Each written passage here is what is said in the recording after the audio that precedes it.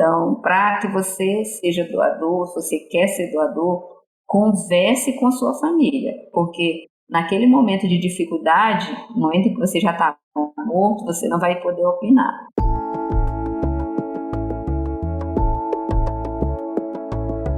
Olá, sejam bem-vindos e bem-vindas a mais um episódio do podcast O Som da Saúde, um projeto de extensão realizado por alunos e professores da Universidade Federal do Maranhão, a UFMA, com o objetivo de discutir saúde de uma maneira fácil, descontraída e divertida.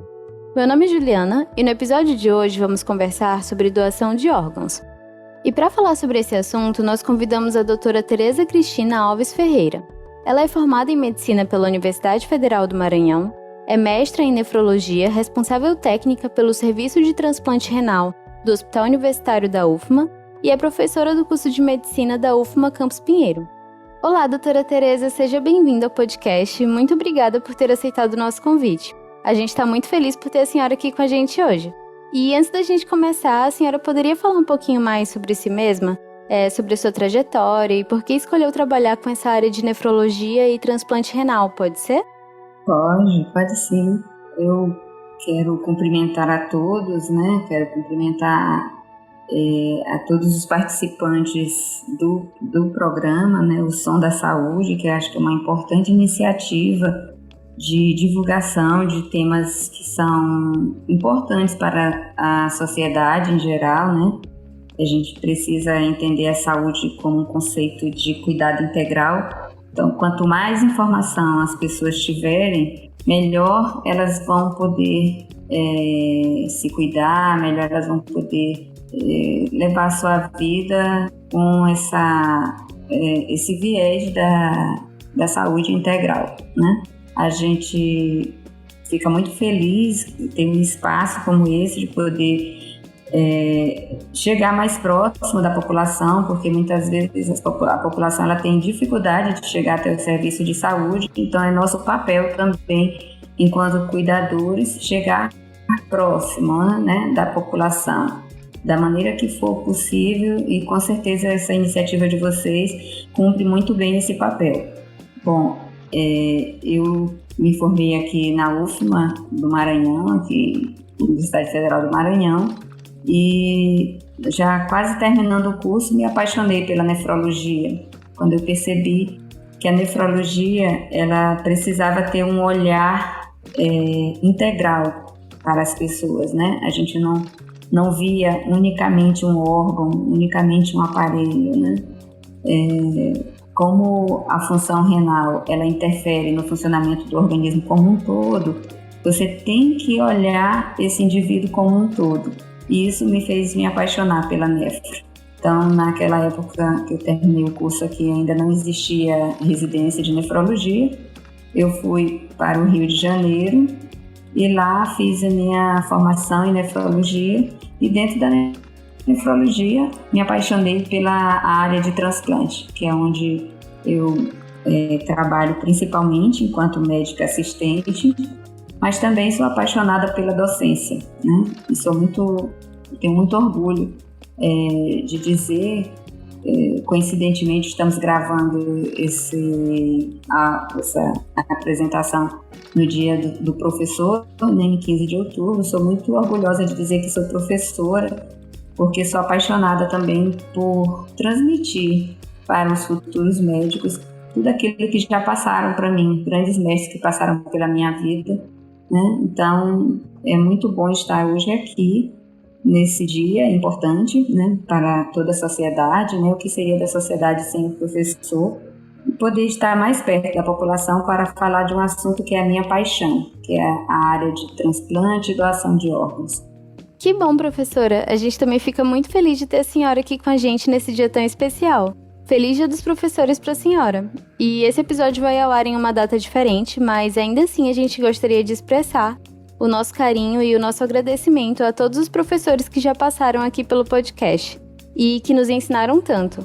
Como a senhora mesmo falou, a saúde é um aspecto integral do ser humano e a gente aprendeu muito de uma forma integral com todos os professores que a gente já entrevistou aqui. Então, mais uma vez, muito obrigada. E então, professora, indo para a nossa primeira pergunta com relação à doação de órgãos, nós trouxemos um dado de que o Brasil possui o maior programa público de transplante e doação de órgãos, tecidos e células do mundo, que é garantido pelo SUS. Entretanto, ainda são muitos os tabus que envolvem essa ação tão importante. Mas, afinal, o que é a doação de órgãos e por que é importante a gente falar sobre isso? Juliana, essa pergunta é importantíssima. O que é a doação? A doação, quando vai haver uma família ou mesmo um paciente, ele resolve doar um de seus órgãos para alguém que precisa. E quem precisa de órgãos, né? Precisa de órgãos pessoas que são acometidas de doenças que fazem com que a função de um órgão ou algum tecido, ela pare de ocorrer de forma adequada. Então, assim, a gente pode ter doenças que causam problemas cardíacos e a gente precisar de um transplante de coração, doenças que causam problemas nos rins e a gente precisar de um transplante renal, doenças que causem problemas pulmonares e precisar de um transplante de pulmão, ou ainda uma doença que pode lesionar a nossa córnea e a gente pare de enxergar, né? E precise de um transplante para voltar a ter uma coisa básica que é ver o mundo de forma adequada, né?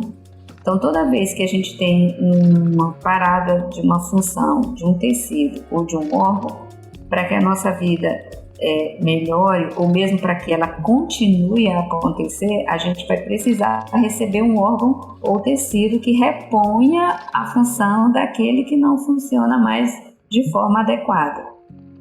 Então, assim, a gente pode imaginar que uma pessoa não vai poder doar seu coração e continuar vivendo, né? Então, tem órgãos que a gente só pode doar depois da nossa morte e órgãos, principalmente os órgãos que são duplos, que a gente pode doar em vida. Então, o pulmão, a gente pode doar uma parte do nosso pulmão, que são 2. Os rins, a gente pode doar um rim, porque a gente também tem 2. Mas o coração, a gente só pode doar depois que a gente morre. Então, aí já começa uma diferença, que a gente tem 2 tipos de doadores, né? Aqueles que já faleceram e os doadores vivos. E é muito, muito importante que a gente fale sobre isso, porque são inúmeras pessoas que nesse momento estão aguardando na fila para realizar um transplante. Algumas para melhorar a qualidade de vida, como é o caso dos pacientes que têm doenças renais, mas podem continuar vivendo, realizando a hemodiálise, né, utilizando uma máquina para repor a função desse órgão. Mas existem aqueles que dependem de um transplante, por exemplo, de coração ou de fígado, que ou vão fazer esse transplante ou vão morrer. Para você ter uma ideia da magnitude do problema, a Sociedade Brasileira de Transplante de Órgão, todo ano eles emitem um relatório do que foi o ano inteiro em relação a quem está na lista e todos os transplantes realizados em todos os serviços do Brasil inteiro. No final de 2020, esse relatório mostrava que existiam mais de 40 mil pessoas aguardando na fila para transplante. Só de rim eram quase 27 mil pessoas e de córnea em torno de 15 mil pessoas aguardando um transplante de córnea. Então, é muita, muita gente que está em fila aguardando por um sim de uma família, aguardando por um ato de amor no momento que é difícil da vida, quando você perde um ente querido, ou quando você em vida tem que decidir por ter que fazer uma cirurgia, se expor a um risco cirúrgico para ajudar alguém que você ama, né? Então é um assunto tão importantíssimo e esse número é muito grande, porque infelizmente a doação no Brasil ainda é muito, muito baixa, bem aquém de toda a necessidade, né, que existe no nosso país. E se a gente não falar sobre isso, esses números a gente começa a falar quando a gente esclarece a população do que é o transplante de órgãos, do que é a doação de órgãos, a gente espera, sinceramente, que essa mensagem chegue de forma adequada a todos os cantos, a todas as pessoas, para que elas entendam como é o processo e isso possa melhorar a nossa atividade transplantadora. Não existe transplante sem doador. Isso é uma premissa. Só vai existir o transplante se houver um doador. E é por isso que a gente está hoje aqui falando desse assunto importante que é a doação. Com certeza, professora. Quando a gente olha assim, em questão de números, a gente vê como realmente é muita gente, como a senhora falou, muita gente esperando e poucas pessoas doando. Então, acho realmente muito importante a gente tentar conscientizar a população, conversar sobre isso e tentar espalhar essa mensagem do quanto é importante que cada um faça a sua parte. Porque, como a senhora falou, existem esses dois tipos de doações, então existem doações que as pessoas podem fazer em vida. E um exemplo que eu acho muito importante citar com relação a essas doações em vida é o cadastro como doador de medula óssea. É algo muito simples de fazer, que está ao nosso alcance e que pode salvar muitas vidas. Então, acho muito importante deixar essa mensagem e enfatizar isso. Com certeza, Zé. Tu lembraste muito bem, porque o transplante de rim, por exemplo, ele pode ser feito entre pessoas com pouca compatibilidade genética. Já o transplante de medula óssea é o transplante que exige a maior compatibilidade genética possível. Tanto que, às vezes, mesmo na família, a gente não encontra esse doador. E quantas vezes a gente já ouviu falar de uma pessoa que está com leucemia, uma pessoa que teve mieloma, pessoas que teve doenças hematológicas, doenças graves, que precisam de um transplante e que não acham esse doador na família.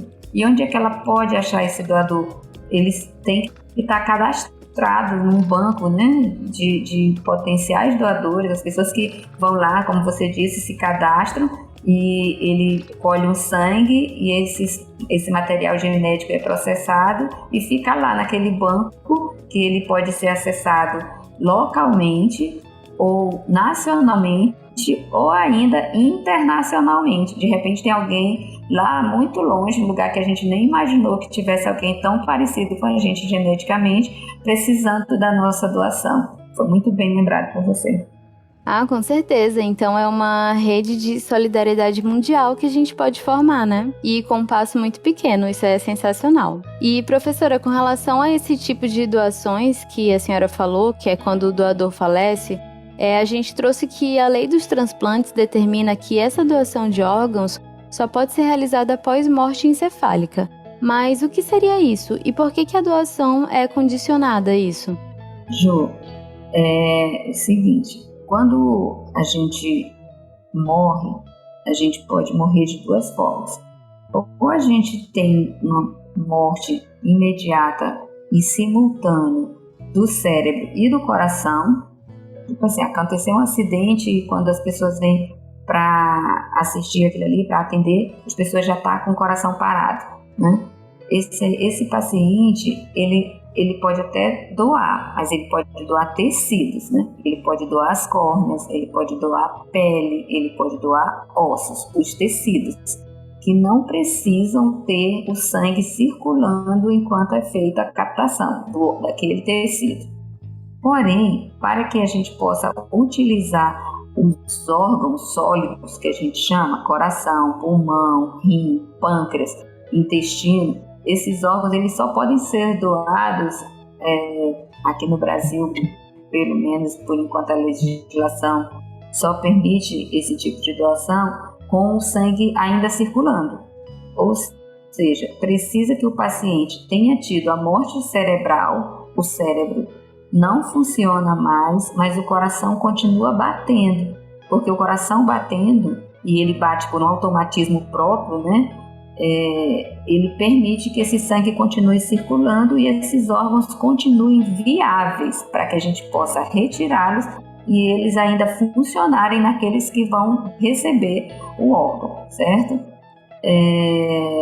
A morte encefálica para a população às vezes é uma morte difícil de compreensão, porque está na mente de cada pessoa que o coração é que determina a vida, né?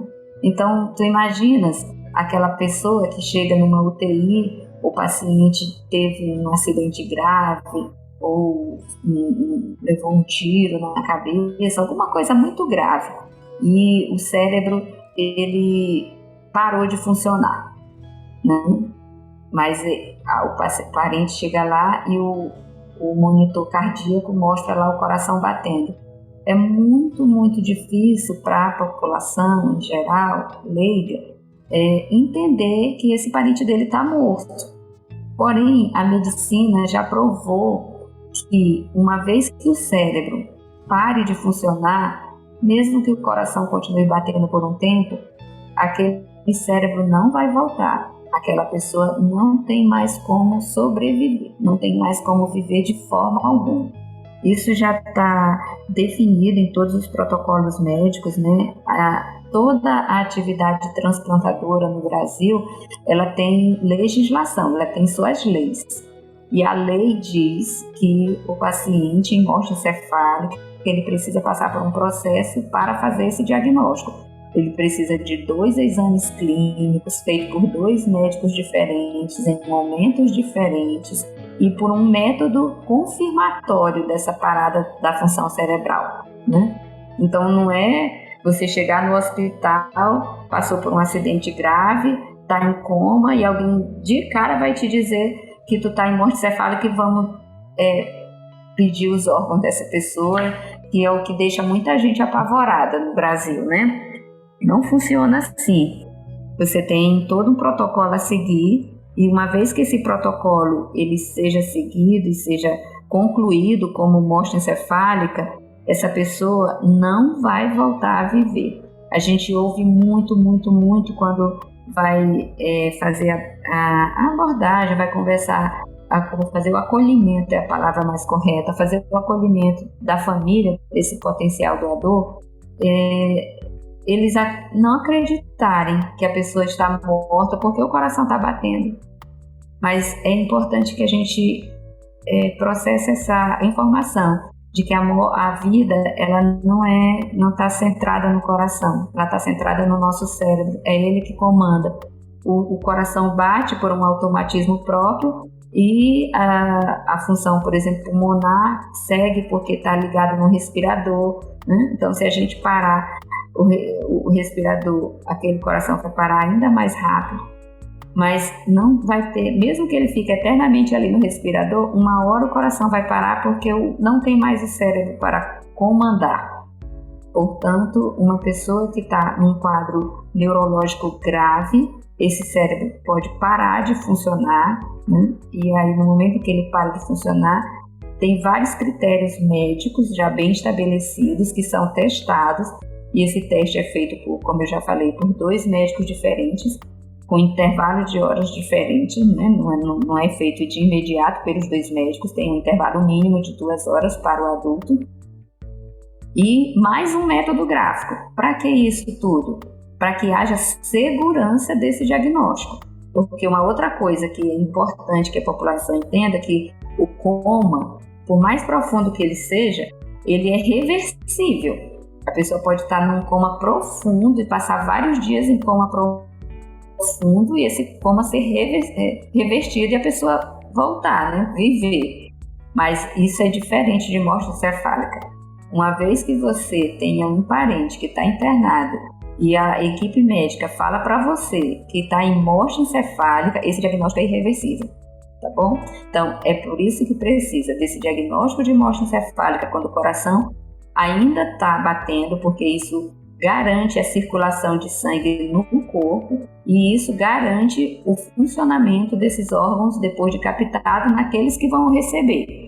Os doadores de tecido, eles podem ser doadores que estão com o coração parado, o que é uma coisa assim que deixa a gente impressionado, porque eu falei no início que tem mais de 15 mil pessoas aguardando por uma córnea. A córnea é um tecido e ela pode ser captada mesmo com o coração parado, pode ser captada até 6 horas depois da morte. Então a gente era de esperar que com tantas mortes que a gente tem todos os dias em todo o Brasil, que a gente não tivesse uma fila de espera de número nenhum. Era você precisar de uma córnea, você poder transplantar no mesmo dia, né? Mas isso não acontece. Então, a gente nem valoriza, às vezes, o poder acordar de manhã, olhar o sol nascendo, ou no final da tarde, o sol se pondo, olhar os nossos filhos, olhar os nossos amigos, ver todas as belezas que o mundo nos oferece e pensar naquelas pessoas que não têm essa oportunidade, que não podem ver e que aqui no Maranhão, às vezes, ficam até 4 anos aguardando por uma cola. É muito, muito difícil uma situação assim. Sim, com certeza é uma situação super difícil, professora. E muito interessantes todas essas informações que a senhora trouxe. É muito incrível como o corpo humano funciona, né? E eu acho super legal a gente divulgar, desmistificar essas informações erradas e responder essas dúvidas que muitas pessoas têm, como essa diferença entre o coma e a morte encefálica. Muito interessante. E no caso, além desse requisito da morte encefálica que a gente citou, no caso desses órgãos que a senhora especificou, é importante destacar que a autorização para doação pela família também é necessária no caso de doador falecido, e a autorização do próprio paciente no caso de doação inter-vivos. Mas, visto que existem esses 2 tipos de doadores, como é que se caracteriza essa autorização para doação em cada um desses casos? Como eu falei, Juliana, toda atividade transplantadora no Brasil, ela tem leis próprias, né? Está lá na lei, a lei ela precisa ser seguida à risca para que não se faça nada que fuja do que é legal. E se há um orgulho que a gente, transplantador, tem no Brasil, é de dizer da legalidade desse processo em nosso país, né? Existem países aí por fora, no mundo inteiro, em que pairam dúvidas do processo de doação, em que às vezes a comercialização de órgãos, a favorecimento daqueles que têm mais dinheiro sobre os que não têm, e isso aqui no Brasil, graças a Deus, isso não existe, graças à nossa legislação e ao seguimento que todos os serviços de transplante têm quanto a isso aí. A autorização, no caso do doador falecido, é primordial, fundamental, uma coisa que não se pode fazer, que é a autorização da família. Se a família não autorizar essa captação, essa doação, ela não pode acontecer. Já existiu no Brasil um período em que a lei tentou aumentar o número de doadores, tentando que a nossa doação fosse do tipo presumida. O que é uma doação presumida? Era assim: se você é um doador, você não precisa declarar isso em local nenhum. Presume-se que você é um doador. Para você não ser presumido como doador, você tinha que colocar na sua carteira de identidade que você não era doador. Como no Brasil a suspeita sobre todos os processos costuma ser grande, né? A gente está num país em que a corrupção é uma coisa frequente em várias áreas, né? Em todas as áreas, na verdade, falando. As pessoas começaram a achar que iam entrar em um hospital e as pessoas iam simplesmente declarar que aquela pessoa não estava bem, estava morto e que já podia tirar seus órgãos. Isso gerou uma celeuma, um problema tão grande, uma desconfiança no sistema tão grande, em que uma coisa que foi feita para tentar aumentar o número de doadores prejudicou demais a atividade transplantadora, porque praticamente todo mundo colocava na carteira que era não doador. A partir dessa experiência negativa com a doação presumida, o Brasil aboliu essa possibilidade e passou a legislação, a lei, definir que a doação é consentida, ou seja, a família precisa consentir, porque já que a pessoa está em morte encefálica, ela não tem como se manifestar, ela não tem como dizer a sua vontade naquele momento, então só quem pode autorizar é a família, né? Então, para que você seja doador, se você quer ser doador, converse com sua família, porque naquele momento de dificuldade, no momento em que você já está morto, você não vai poder opinar. E a gente que participa muito próximo dessa atividade de doação de órgãos, o que a gente ouve muitas vezes É o familiar dizer, olha, eu até sou doador, mas eu não sei qual era a vontade dele. Porque eu não sei qual era a vontade, eu não vou doar, porque eu não sei se ele queria ser doador. Ou assim, eu sou doador, mas o meu parente ele não queria, e por isso eu não vou doar. Ou seja, a família tende a seguir o que é o seu desejo. E como é que a família vai saber qual é o meu desejo? Eu tenho que falar disso em vida.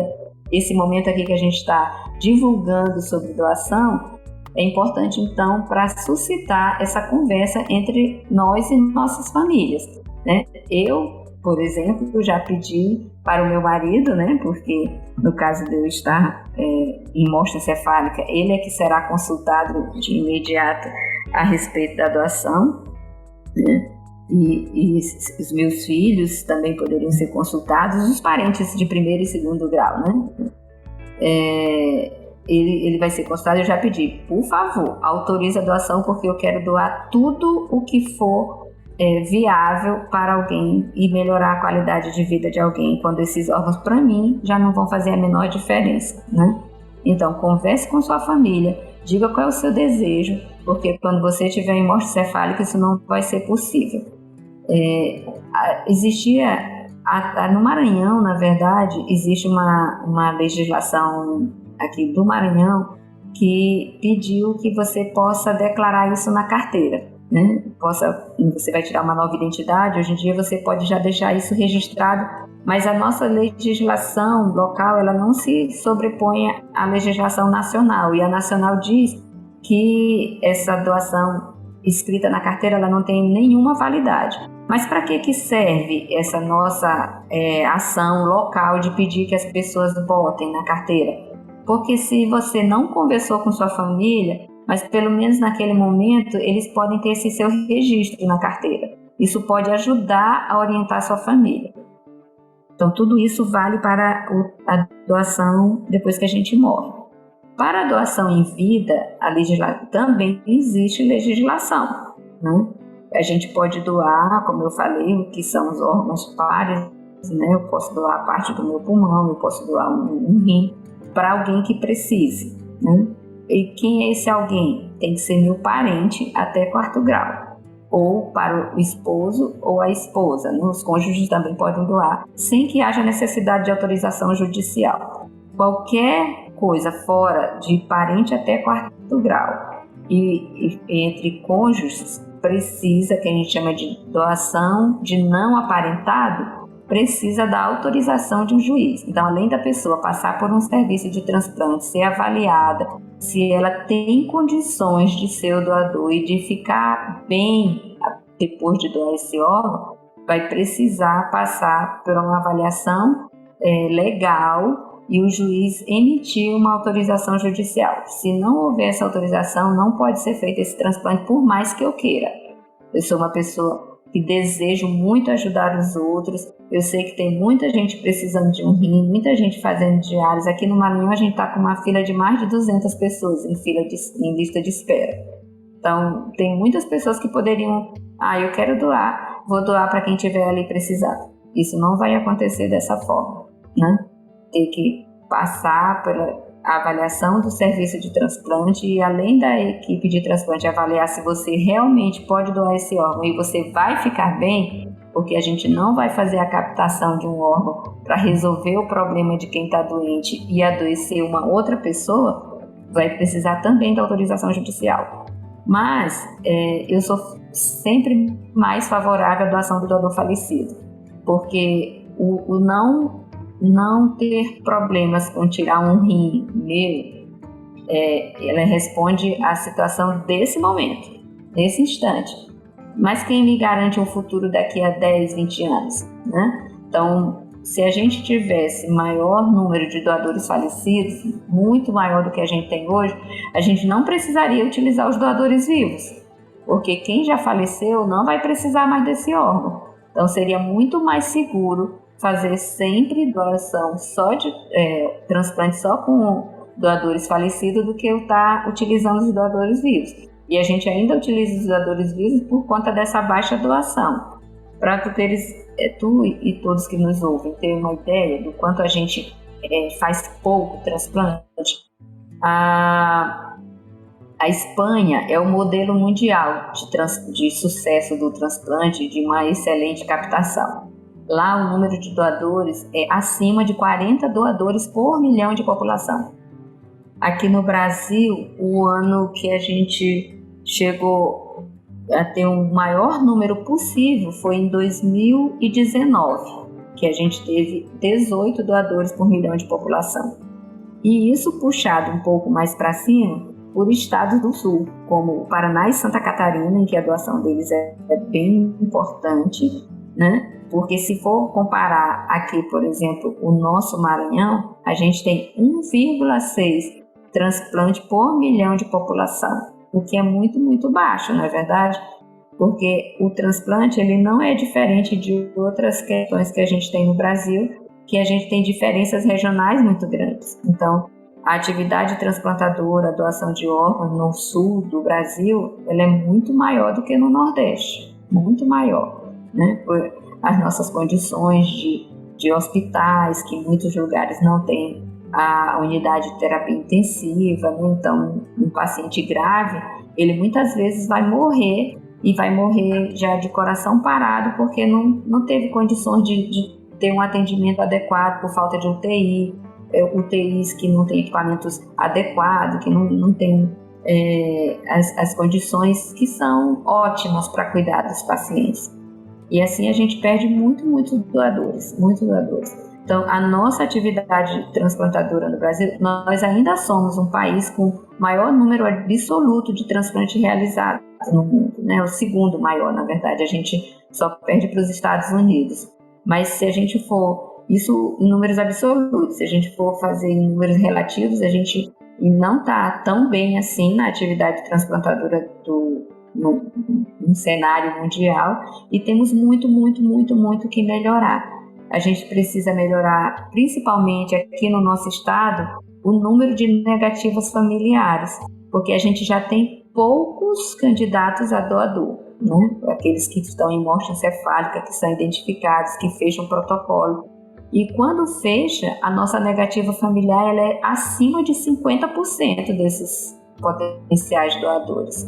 Então, tu imagina isso, a gente já tem pouco candidato a doador, e quando acontece que tem um paciente que fechou o protocolo, que está em condições de doar, 50% ou mais das famílias dizem não. Dizem não porque não acreditam no diagnóstico, como eu falei no início, dizem não porque tem sempre uma fala de que há uma esperança, né? E a gente já disse aqui que por mais profundo que seja o coma, ele é reversível, mas a morte encefálica não. Então, eu gosto de pensar que as pessoas que aguardam por um milagre, elas precisariam imaginar que eles já estão vivendo um milagre, porque não é todo mundo que morre com morte encefálica, né? A maioria morre com o coração já parado, que não permite doar órgãos. Uma vez que você tenha uma possibilidade de morte, de ter um paciente em morte encefálica e poder ajudar outras pessoas que precisam de um órgão, você já está participando de um milagre. Com certeza, professora, e acho que essa é uma forma muito bonita da gente ver esse processo, olhar por esse lado, por esse outro lado, e eu acho muito relevante a gente falar sobre a importância dessa conversa com a família, sobre a nossa vontade de ser doador. Como a senhora já mencionou, e o próprio Ministério da Saúde também já informou, que um dos principais fatores que restringe a doação de órgãos é a baixa autorização pela família do doador. Então, justamente por ser um assunto muito delicado, é um fato que muitas pessoas têm o receio de avisar suas famílias sobre esse desejo de se tornarem doadoras. Mas então a gente queria saber se a senhora teria algum conselho para essas pessoas que querem doar seus órgãos futuramente sobre como comunicar essa vontade. E como é que se dá esse processo de apresentar esse desejo aos nossos familiares? Juliana, primeiro a gente tem que ter amor à vida não só nossa, mas dos outros, né? Pensar no outro. Quando a gente fala de doação, a gente está falando de um processo em que a gente vai dar sem esperar nada em troca, né? Então a gente precisa trabalhar isso na nossa vida. Ok, já trabalhei, eu sou uma pessoa altruísta, eu quero ajudar, então eu preciso conversar com minha família. Se a minha família não souber qual é o meu desejo, se a minha família não estiver disposta a dar um sim no momento em que eu já não estiver mais com possibilidade de viver, o processo ele não vai acontecer, ele não vai caminhar, porque se a família não autorizar, não é possível fazer o transplante. Então, a gente tem que se conscientizar disso, conscientizar de que o processo é legal, que ninguém vai matar ninguém para tirar órgão. Essas coisas são lendas urbanas que só atrapalham o processo. E é lembrar que tem tantas pessoas precisando de uma doação. A gente tem pessoas precisando no nosso dia a dia, que é uma coisa básica, que é doação de sangue, né? Quantas vezes a gente ouve dizer que os bancos de sangue estão sem sangue e as cirurgias sendo canceladas por falta de sangue, quando a gente tem tanto sangue para doar, né? Muitas pessoas são potenciais doadores de sangue e não o fazem. A gente tem tantas pessoas na fila, como eu digo, o rim tem uma máquina para substituir a função, mas o coração não tem, o fígado não tem, né? E o pulmão é uma vida muito, muito difícil estar ligado a um balão de oxigênio 24 horas por dia. A gente tem que pensar nisso tudo, a gente tem que pensar no quanto é bom acordar, poder tomar água, poder olhar o dia, poder conversar com as pessoas e levar uma vida o mais próximo possível do normal, né? Porque as pessoas que precisam de um transplante, a vida delas é muito, muito difícil.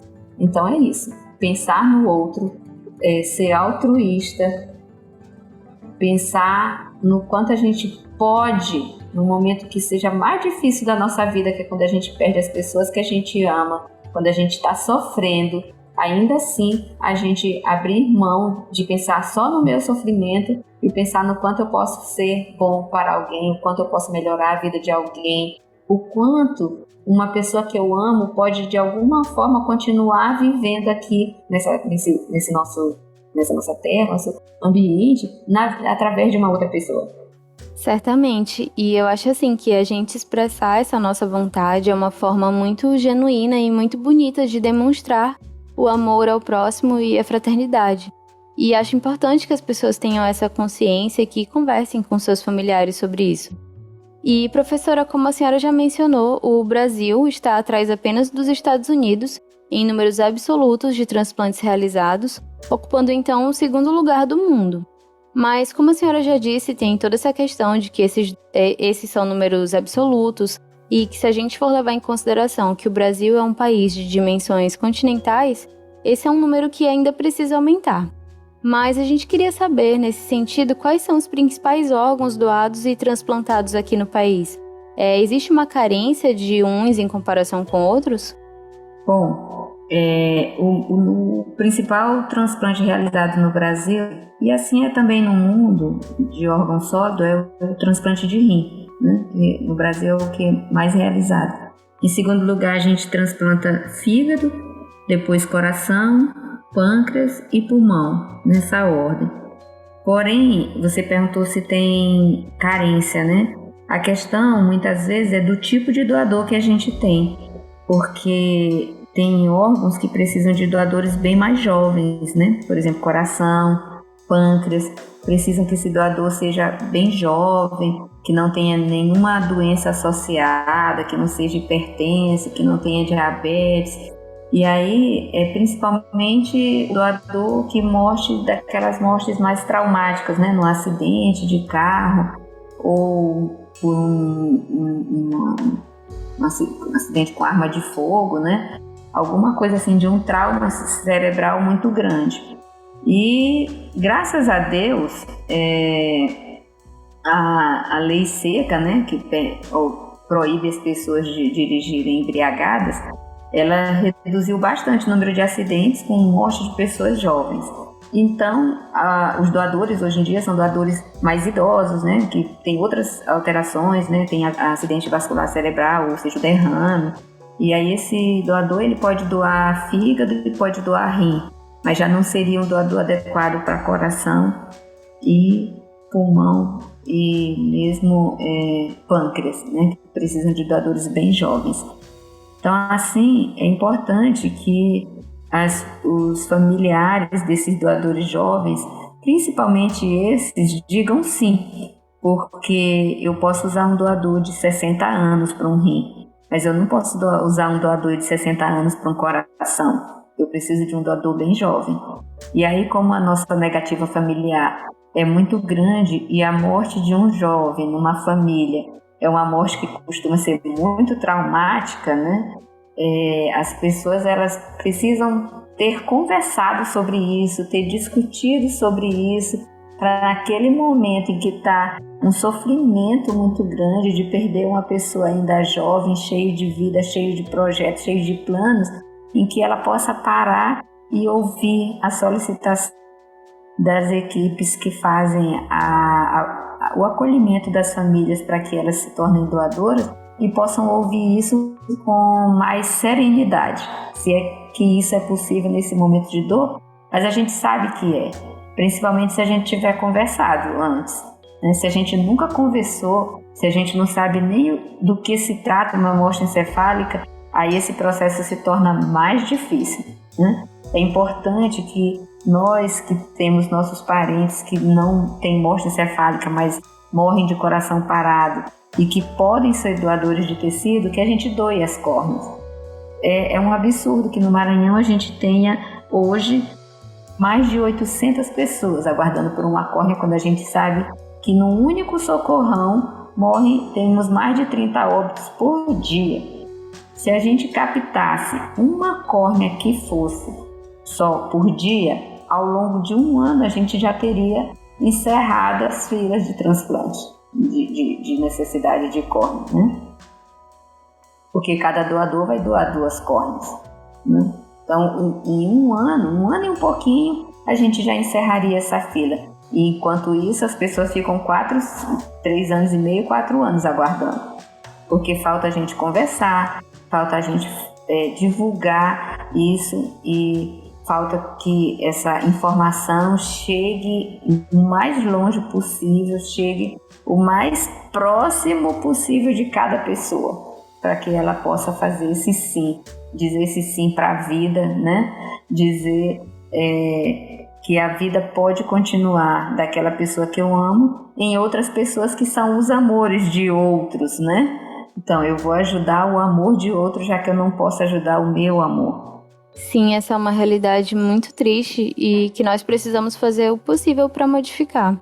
Então, essa foi a nossa última pergunta, professora. E fica aqui, então, essa mensagem de incentivo às pessoas para que elas conversem com seus familiares e que tenham esse esclarecimento com base nessas informações que a senhora compartilhou com a gente aqui hoje.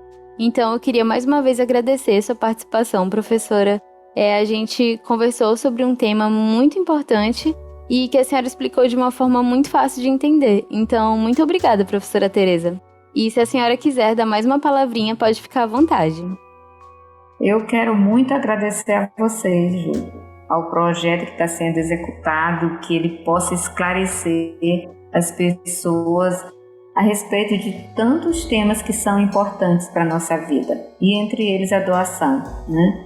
Diga sim para a doação, diga sim para a vida, diga sim para o amor, diga sim para que alguém possa viver melhor, apesar da minha dor, né? Mesmo eu sofrendo, eu posso pensar que eu posso ajudar alguém.